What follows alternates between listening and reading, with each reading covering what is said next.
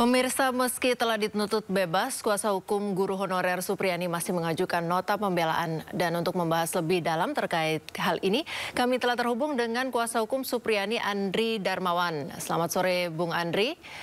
Selanjutnya juga ada kuasa hukum korban siswa Laode Muhram dan juga telah hadir bersama kami pengamat hukum pidana Profesor Hipnu Nugroho. Selamat sore, Prof. Hipnu, Pak Andri dan juga Pak Laode. Selamat sore. Ya, pemirsa, kami juga telah mengundang pihak dari Jaksa Penuntut Umum namun berhalangan untuk hadir dalam dialog sore hari ini.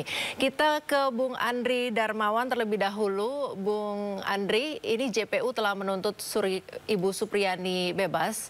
Apa yang membuat kuasa hukum masih mengajukan nota pembelaan? Iya, jadi tuntutannya JPU itu bukan tuntutan bebas, tapi tuntutan lepas dari segala tuntutan hukum ya.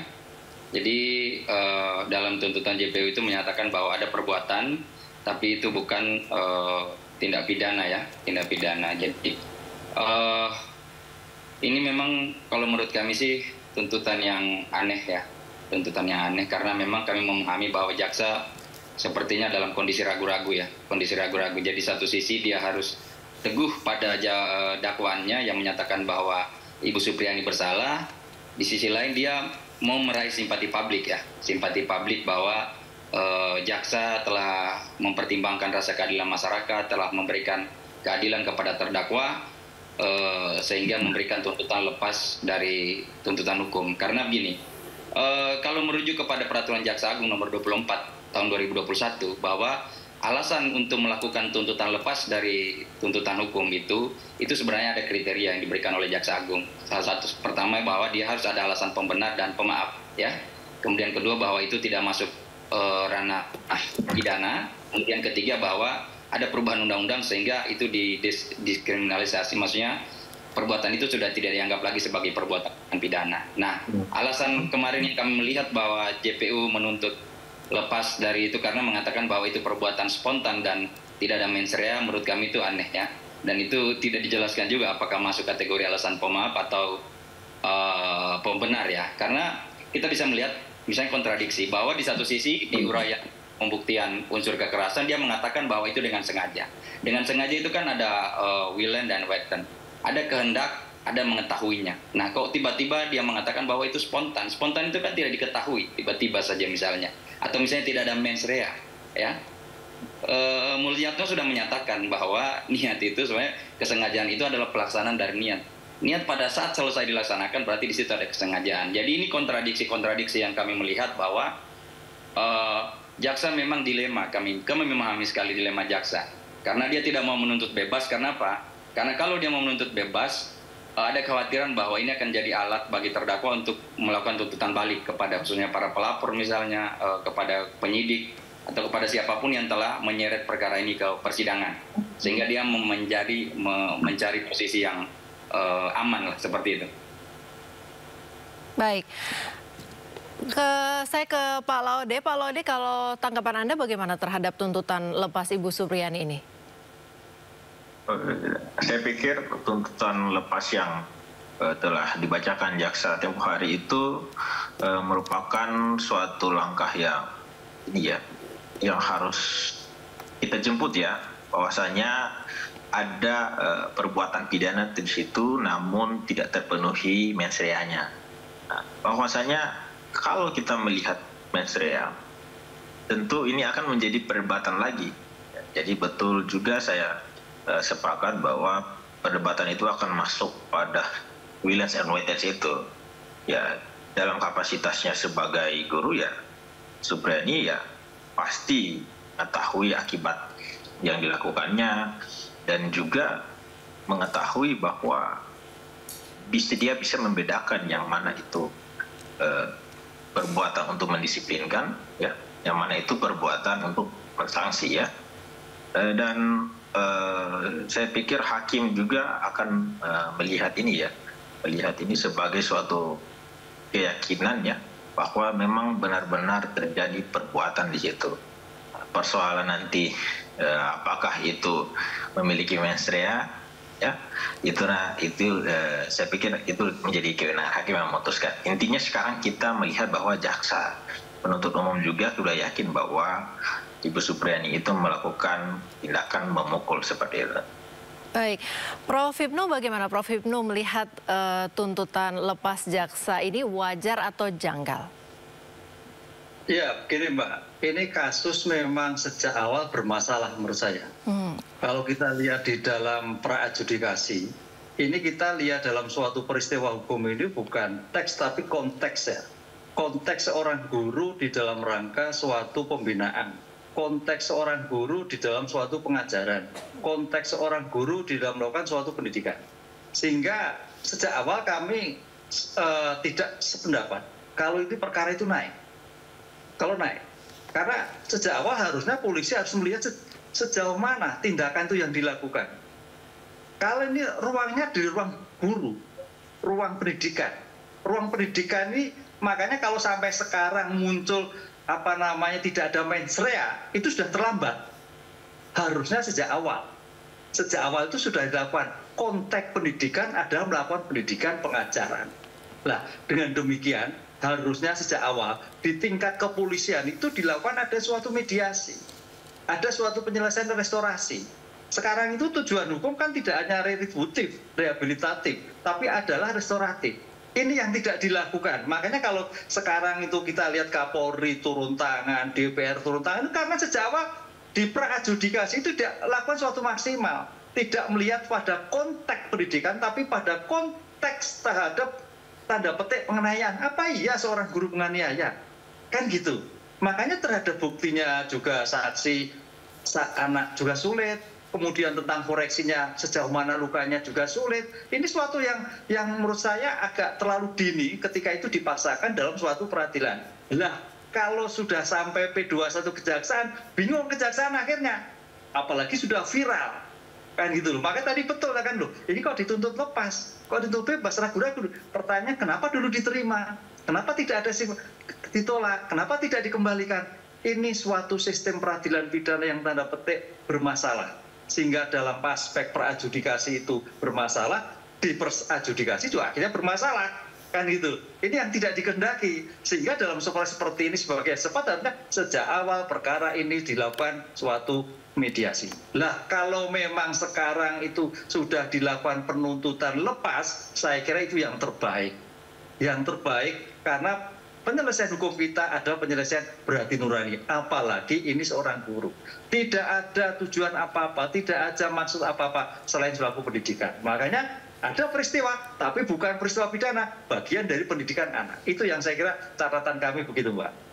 Baik, tapi Prof. Hipnu di dalam kasus ini Ibu Supriani ini justru tidak mengakui memukul atau menganiaya muridnya karena berada di ruangan yang berbeda begitu. Bagaimana cara membuktikannya kemudian? Ya, konsep memukul itu ada niatan loh, Pak. Ada niatan. Memukul itu menghendaki, tadi sampaikan menghendaki ada suatu tindakan yang melukai, kan gitu. Di dalam ruangan, tapi kan dalam konteks suatu sekolahan, Pak. Kita hanya jangan parsial pada kelas, tapi sekolahan. Konteks sekolahan, objektif sebagai tempat pendidikan, itu tidak bisa dilakukan sebagai bentuk penganiayaan. Yang ada hanya suatu pendidikan. Yang bisa di dalam kelas, bisa di luar kelas. Kalau memang itu terjadi suatu pembinaan, ini yang harus dikembangkan. Sehingga kalau sampai itu suatu pembinaan, ya saya kira pertanyaannya, apakah sekejam itu seorang guru? Apakah pertanyaan sejauh mana kenakalan anak yang bersangkutan? Ini kan yang tidak dikoreksi. Nggak imbang juga, seolah-olah gurunya. Harusnya sejauh mana kenakalan anak yang terjadi. Itu baru imbang. Lah kita sampai sekarang nggak mendengar. Anak itu melakukan apa, tindakan apa yang nggak pernah mendengar. Begitu, Mbak. Baik, Pak Laude boleh ditanggapi yang tadi disampaikan oleh Prof. Hipnu bahwa kasus ini dari awal bermasalah, kemudian tentang pendidikan guru di lingkungan sekolah itu sebenarnya masuk dalam konteks pembelajaran atau pendidikan begitu? Ya, terima kasih. Izin Prof. Perlu kita ketahui bersama bahwasannya di tahap pra-adjudikasi itu sudah dilakukan juga mediasi. Ya. Bahkan kalau kita hitung jumlah mediasi itu sudah mencapai 6 kali. Namun tidak ada titik temu. Yang terjadi malah terdakwa ini ya menyangkali apa yang menjadi perbuatannya. Toh juga sekarang JPU sudah berkeyakinan bahwa terdakwa melakukan perbuatan, ya, dan terdakwa pun masih menyangkali juga. Jadi itu konteksnya satu. Penyangkalan inilah yang nantinya akan menjadi pertimbangan juga hakim, ya, bahwa terdakwa tidak menginsyafi perbuatannya. Lebih lanjut persoalan konteksnya, apakah ini mendisiplinkan atau tidak, setidaknya kita harus memiliki demarkasi yang jelas, yang mana itu tindakan mendisiplinkan, yang mana itu tindakan menganiaya, ya. Manakala terjadi luka memar seperti ini yang kemudian berkembang menjadi luka lecet, ya, itu kita dalam suatu ukuran tertentu, apakah itu bisa dikategorisasi sebagai suatu tindakan mendisiplinkan, ya. Notabene, ya, kalau kita memeriksa di pasal 76C itu sangat ekstensif dia, ya. Kita tidak menyebut bahwa melakukan kekerasan, pun membiarkan atau menempatkan hingga terjadinya kekerasan itu dianggap kekerasan terhadap anak di pasal 76C itu. Boleh dilihat. Jadi kalau kita melihat pasal ini secara teleologis sebenarnya dalam tafsirannya sangat mencegah terjadinya kekerasan.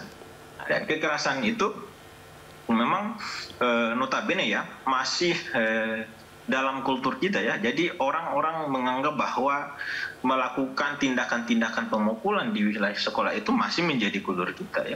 Notabene, ya, sudah banyak penelitian bahwa kita sudah harus meninggalkan budaya-budaya kekerasan dalam dunia pendidikan kita. Ya, makanya harus ada demarkasi yang jelas, apa yang mana ini mendisiplinkan, yang mana ini menganiaya. Saya pikir ada juga konsep tindakan fisik dan perlakuan fisik, ya. Kalau memang mendisiplinkan, ya, kita harus melihat juga ada kemungkinan untuk melakukan perlakuan fisik. Misalnya disuruh membersihkan kelas atau membersihkan WC. Masih banyak pola-pola lainnya kita anggap mendisiplinkan, ya. Saya pikir itu kita harus memiliki demarkasi jelas. Itu poin dari saya. Terima kasih. Bung Andri, ada tanggapan? Iya, kalau saya sih memang melihat bahwa tuntutan JPU kemarin kan semakin menegaskan bahwa ini perbuatan sebenarnya tidak ada. Karena cuma satu paragraf aja JPU menyatakan, itu pun dengan penuh keraguan. Dari awalnya bahwa di dakwaan menyatakan jelas bahwa kejadian itu pukul 10, tapi karena ada perubahan keterangan anak, ya, ada yang mengatakan 8.30 dan ada kemudian menyatakan jam 10, akhirnya JPU dalam tuntutannya merubah lagi diksinya. Jadi dia mengatakan antara pukul 8 dan pukul 10. Dan juga JPU tidak menyebutkan kenapa tiba-tiba misalnya Ibu Supriani datang memukul. Bahkan dia mengambilkan contoh memakai kata misalnya. Misalnya kan itu sesuatu yang perumpamaan, ya. Belum benar-benar terjadi. Misalnya karena main-main atau apa semua. Jadi diksi-diksi yang dipakai oleh JPU sebenarnya diksi-diksi yang aneh kalau kami melihat. Karena sesungguhnya memang dia tidak bisa membuktikan dengan alat bukti apa mau pakai. Kami hadirkan ahli forensik, ya, sudah jelas mengatakan bahwa itu bukan luka karena pukulan sapu, ya. Dia cuma berdasarkan keterangan visum, tapi kan visum itu cuma menyatakan kekerasan tumpul. Dan lagi-lagi bahwa diingat di dalam KUHP, ya, keterangan dokter umum itu nggak bisa dikatakan sebagai keterangan ahli. Jelas di pasal 133 ayat 2 ada penjelasan itu, ya. Jadi clear bahwa tidak ada alat bukti yang membuktikan bahwa Ibu Supriani telah melakukan pemukulan, sehingga kan memang ini bahwa nyatanya ini adalah laporan palsu sebenarnya dari awal, ya, laporan palsu yang tidak dilandasi oleh bukti. Hanya kebetulan bahwa orang tua korban ini adalah anggota kepolisian di Polsek Baito yang menyidik perkara ini, ya. Jadi kami sih berharap kemarin sebenarnya jaksa jangan malu-malu gitu, jangan malu-malu melakukan tuntutan bebas sebenarnya. Tapi karena jaksa dilema tadi bahwa pada posisi dia harus mengamankan kebijakannya sebelumnya yang telah menerima berkas perkara ini sehingga sampai ke persidangan karena dia berkeyakinan salah, tapi di sisi lain dia harus menyelamatkan diri juga dari antipati publik, ya, karena sudah ketahuan bahwa mereka juga ikut bermain di sini. Jadi dia mengambil posisi abu-abu yang kontradiktif sebenarnya. Baik, Pak Laude, saya ingin bertanya tentang saksi ahli tadi yang sempat dibahas oleh Pak Andri soal saksi ahli. Ada beberapa yang kesaksiannya berseberangan. Bagaimana tanggapan Anda? Tapi ditahan dulu karena kita akan menyaksikan